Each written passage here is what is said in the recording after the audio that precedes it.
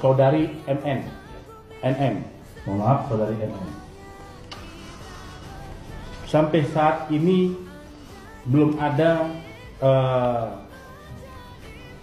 surat atau pernyataan dari rekan-rekan JPU tentang P21 berkas-perkara tersebut.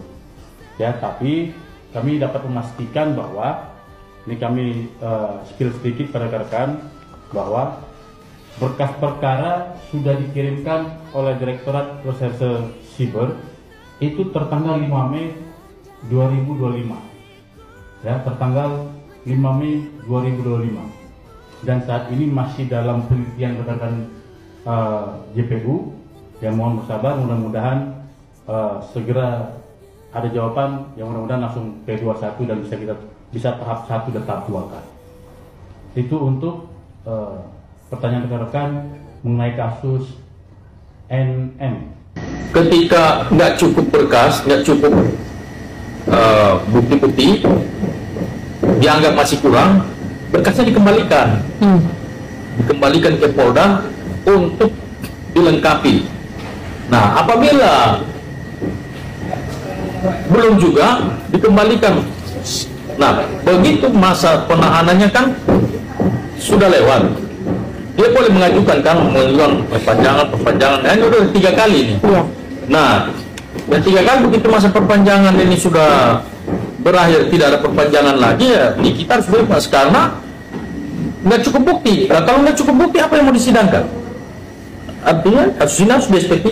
Berarti kalau bebas itu berarti dia tidak ada dalam proses hukum lagi? Belum, ya kalau di SP3 surat perintah pemberhentian penyidikan ya harus dilaksanakan, harus dieksekusi itu, dan kita harus bebas secara ya seperti udah bebas lah seperti kita mau sekarang ini orang-orang yang lain. Ketika kasus itu dihentikan, artinya tidak ada bukti yang kuat gitu, kita bisa melakukan upaya hukum lapor balik, bisa lapor balik, artinya laporan mereka dia bisa lapor 242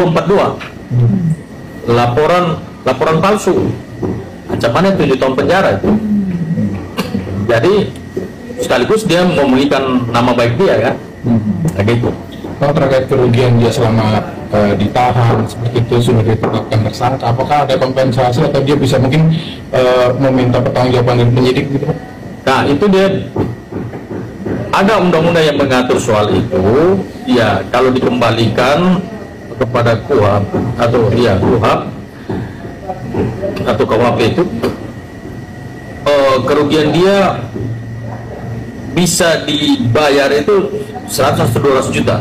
Tapi kalau digugat secara perdata dia itu bisa lebih besar, di mana dia bisa mengklaim per hari dia bisa menghasilkan uang, misalnya bisa saya dia bilang 100 juta per hari, ya kan. Dengan adanya dia di penjara, semua aktivitas terhenti, penghasilan dia juga berhenti.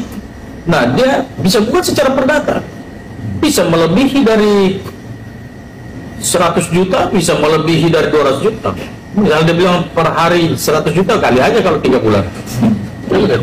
Oke, berarti dia bisa menggugat ke penyidik ya, Bang, dengan keperdataan ini? Bisa.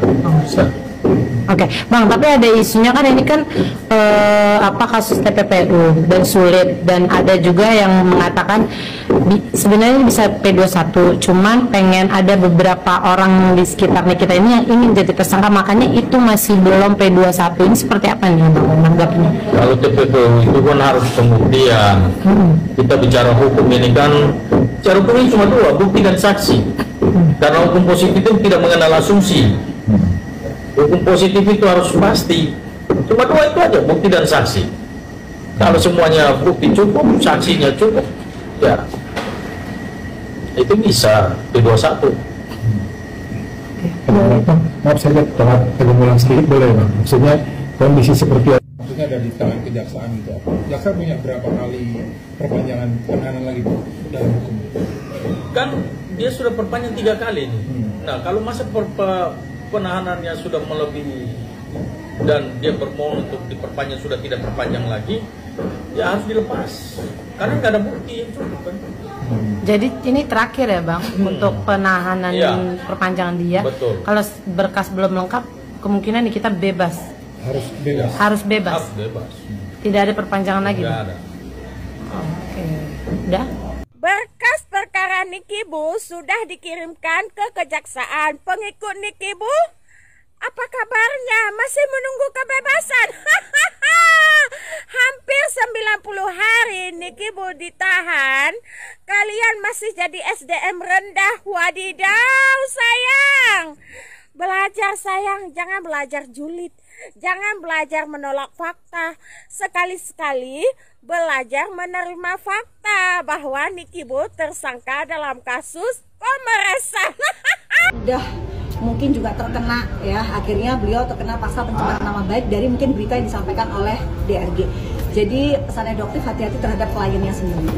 Dokter, ini kan dari pihak pengacara DRG sendiri sangat yakin akan ada tersangka baru.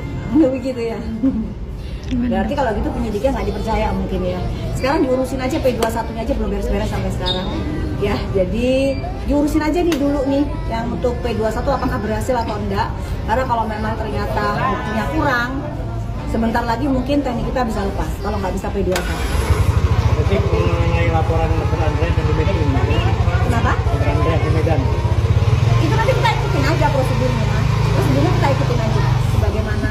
Pokoknya gini, kalau dokter itu orangnya, kuasa hukumnya dokter juga percaya banget sama yang namanya penyidik, penegak hukum. Pada saat kita sudah menyerahkan ke penyidik. Masih seputar kasus Nikita Mirzani dan Reza Gladys. Kali ini saya akan mengajak kalian untuk mengupas satu hal yang cukup menarik. Apakah sebuah kesepakatan bisa dibatalkan karena tekanan psikis? Kita akan membahasnya dari 3 perspektif ya. Hukum pidana, hukum perdata, dan kriminologi modern. Saya pastikan bahwa klien kami tidak pernah membuat kesepakatan dengan siapapun terhadap kasus yang sekarang ini. Dalam hukum pidana guys, tekanan psikis bisa menjadi unsur pemaksaan ya. Misalnya ancaman untuk membongkar aib, menjatuhkan reputasi di publik. Itu termasuk pemaksaan secara tidak langsung. Tapi harus ada bukti bahwa tekanan itu nyata dan mengintimidasi. Nah, dalam kasusnya Reza Gladys dan Nikita kan banyak yang berpendapat ya bahwa Reza Gladys dipaksa untuk membayar sejumlah uang agar Nikita tidak speak up soal produk kecantikannya. Ya udah, ya boleh Mail gimana ini ya, Mail aturin aja, aku bingung. Ya udah, kalau Mail sebenarnya kalau nyebut nominal nggak enak ya, takutnya gimana gitu.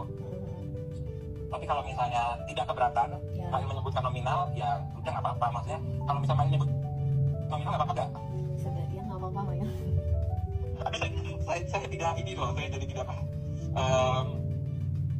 nggak enak sebenarnya ngomongin nominal sih kalau di telepon. Tapi kalau misalnya dokter Oki lagi, dokter Reza, ini namanya dokter semua. Jadi kalau misalnya emang dokter Reza pengen supaya kita tidak speak up, ini kita ada di side dokter Reza.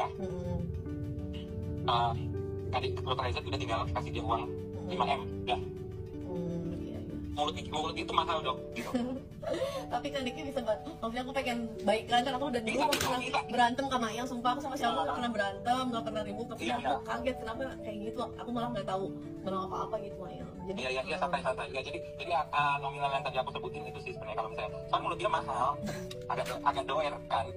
Tapi kalau kita dengarkan dengan saksama guys, rekaman pembicaraan yang diduga antara Reza Gladys dan Mail ya, nadanya terdengar santai, bahkan ada negosiasi. Kemudian tanpa ada nada takut atau terintimidasi hingga histeria ya. Jadi dari sudut pandang pidana menurut saya ini masih bisa diperdebatkan lah ya, masih debatable guys. Hukum perdata mensyaratkan 4 syarat sah perjanjian guys. Pertama, sepakat, cakap hukum, hal tertentu, dan sebab yang halal. Tekanan atau paksaan masuk di pasal 1321 KUH Perdata ya, yang menyebutkan bahwa kesepakatan jadi batal kalau dilakukan karena penipuan atau paksaan, atau dalam bahasa istilah hukum itu disebutnya dengan duang. Nah, masalahnya dalam hukum perdata guys, paksaan itu harus konkret dan nyata.